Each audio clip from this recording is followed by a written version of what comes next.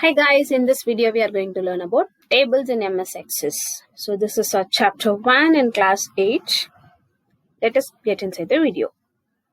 First let me give the introduction about what is database. Data can be stored in a database. What is data? Data is called information. So these set of information can be stored in a database. So database is a software which is used to handle the data. It is not a simple small amount of data. When it is coming for a large amount of data, we need a special software to manipulate that. Okay, so for that we are using database as a software. Here msaccess is one such database software that stores data in the form of tables. It is a relational database management system. So in 7th standard we have learned 4 types of data model.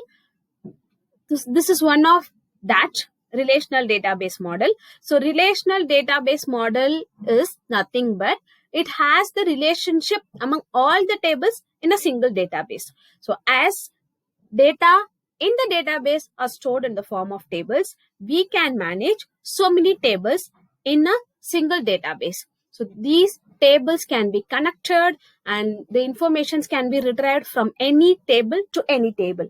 So that is the use of relational database management system. Table in a database represents organized and stored collection of data in the form of rows and columns. So table is made up of rows and columns, and here we are storing our information in the form of table in this database. Hope the introduction is clear. Next we are going to see about data types. What are data types? A data type is a data storage format that contains a specific type of range of values. Okay, so here what we are trying to say is data type is nothing but what type of data, what type of value you are going to enter, you are going to use in your table, database table that you are mentioning to your database. Okay, so that is what data type. Data type is nothing but what type of data we are going to use it in our database. So every field in a table has its own properties, defining its characteristics and behavior. In our 7th standard, we have learned what is field, what is record, right? So every column in a database table is called a field, and every row in a database table is called a record. So field is nothing but the columns. Okay, so here each and every field is having different types of data. In first field, suppose if you take your class biodata, first field is the name, second one is admission number, third one is date of birth. It will go on like that. Okay, so each field has its own property. If you take name, you are going to enter only the alphabets and the space. Okay, if you take date of birth, it is only the date. If you take phone number, it is only the number. Okay, so all these things has its own properties, defining its characteristics and behavior. The most important property for a field is its data type. There can be up to 255 fields in a table in msaccess 2010, but a table cannot have 2 fields with the same name. That's very, very important. Okay. Next, we are going to see about data types, types of data. So here, what are the types of data are available? First one is text. Here we can enter short length text, which is nothing but alphanumeric values such as name, address. Okay, but it should be a short length. The second one is number, numeric values such as distances, phone numbers, Aadhaar number. Okay, the third one is currency, monetary values, rupees, dollars, euros. Okay, the fourth one is yes or no, contain only 1 or 2 values, either yes or no, whether you are a single child or not, yes or no, you are vaccinated or not, yes or no. Okay, next one is date and time. Date and time values for the years from 100 through 999.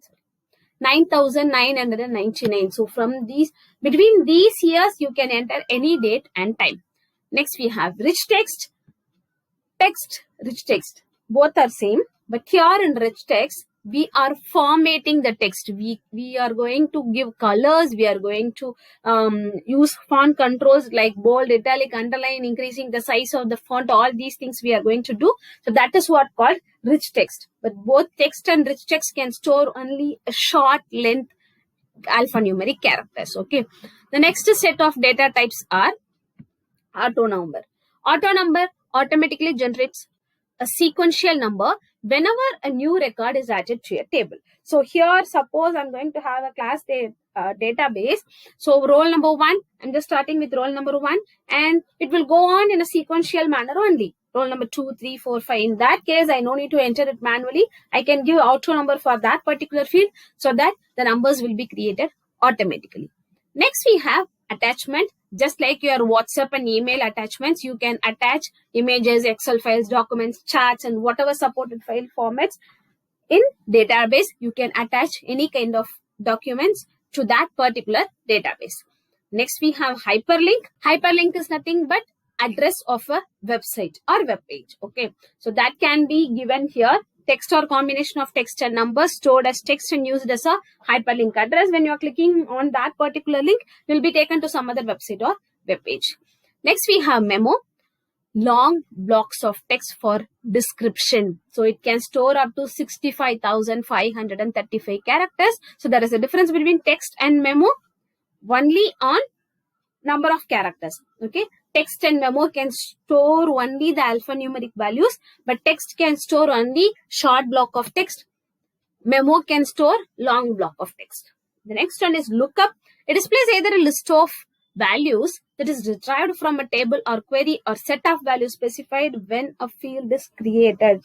So here in a new table, I'm retrieving some information from my old table. In that case, we can use lookup. So informations are not belong to this table.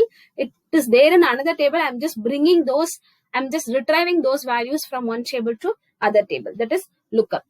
Next, we have YLE object. Fields used to display data from a file that is created from another program. So it is just like your attachment, but here you are just giving the link. Okay, like Word document. So when you are clicking on that, it will be open in a new software like Word document, Excel, or whatever. Okay, so these are the types of data available in MS Access.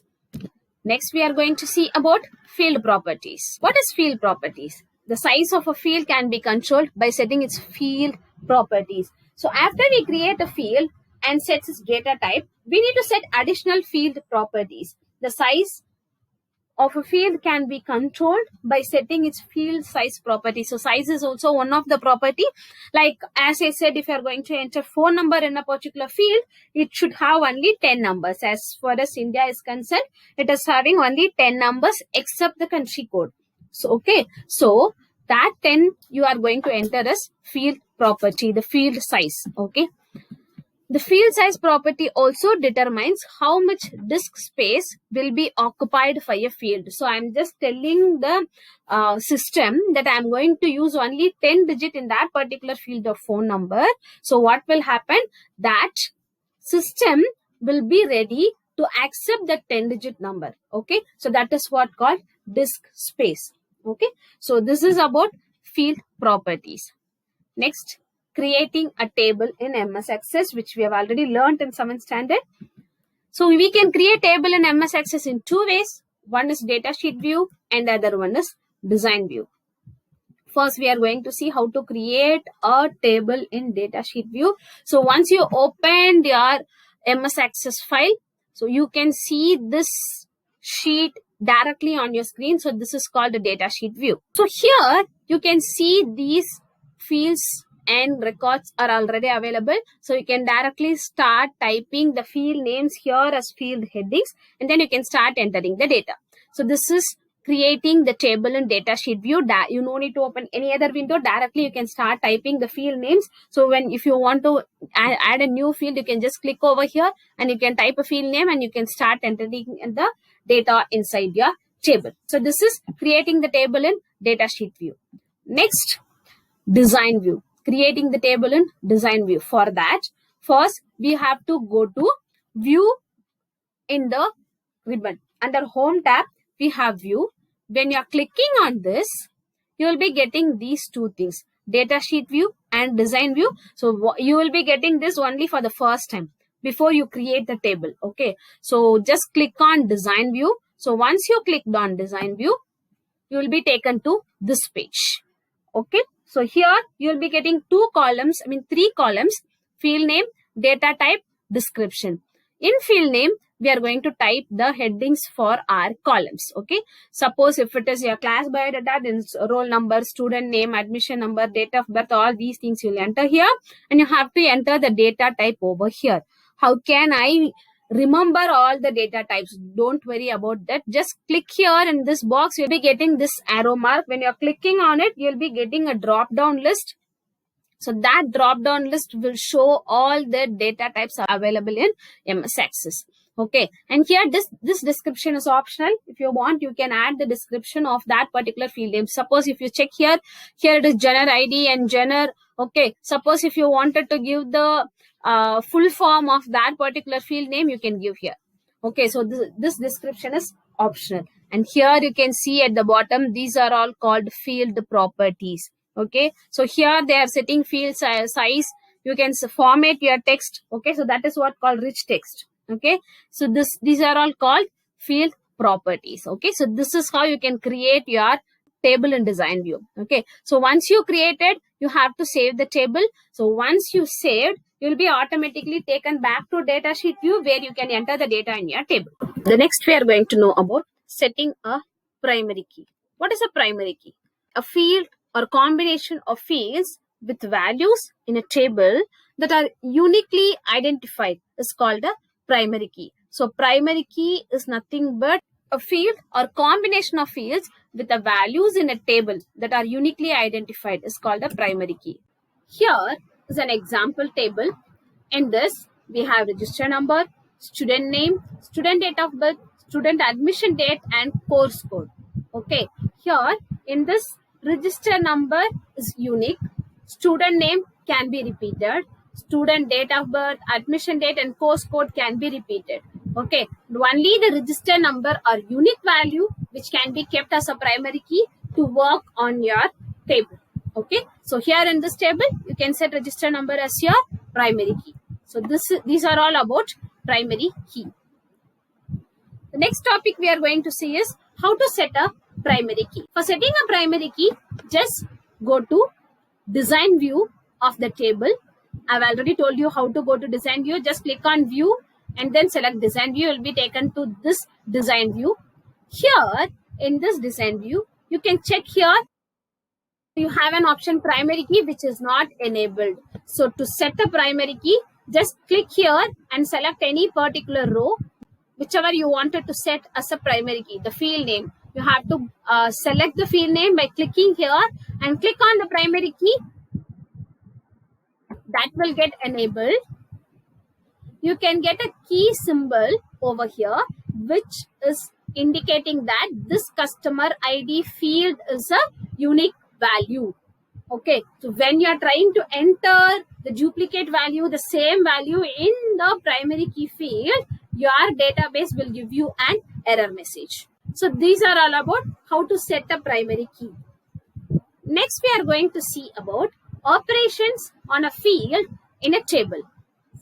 Once a table is created, we add desired fields to the tables. Okay, how to do it? The operations on the fields are adding a new field, renaming a field, moving a field, deleting a field. So these are the operations which can be done in a table. How to do it? Adding a field. To add a new field, go to design view, click on the field name and then type the field name and select the data type. That's it. By this way, you can add a new field even at the mid of your database work. You have already created the database, you are working on it, your database is ready 99%, and now if you wanted to add a field name, yes, it can be done. Next, renaming a field. How to rename a field? Just click on the field name and erase the old one and start typing the new name. That is how you can rename a field. Next, moving a field. Moving is nothing but rearranging. By just clicking and dragging on this gray color part, you can rearrange, you can move a field. Suppose you wanted to move this fax number after state, just click over here. When you are moving on it, you will be getting this black color line. So wherever you wanted to place, just keep this black color line on that particular place and leave your mouse. That particular field will be placed on the new place. Okay, so this is moving or rearranging your fields. Okay, next, deleting a field. Just by right clicking on the field name, you will be getting this. Just click on delete rows, that particular field name will get deleted. So all these things we are doing only in design view, not in datasheet view. Now we are going to know how to work with the records in a table. Once the table is created with appropriate fields, we need to enter records to the table to maintain it for further processing. The various operations on a records are inserting a new record, saving a record, deleting a record, editing a record, and sorting a record. Okay, so now I'm going to show how to do all these things. First, inserting a new record. To insert a new record, you just in the datasheet view, just click on this new and start typing the new record. Okay, it's as simple as you think. Next, saving a record. To save a record, just go to file and click on save database as and select any one type from here. Okay, so this is how you can save your record. Next, deleting a record. To delete a record, just like deleting a field, right click on the record, that particular record, and select delete. That particular record will get deleted. Next, editing a record. To edit a record, to update a record, to change the value of a record, just double click on that particular record. You will be getting a black bar like this. Just erase it and type the name.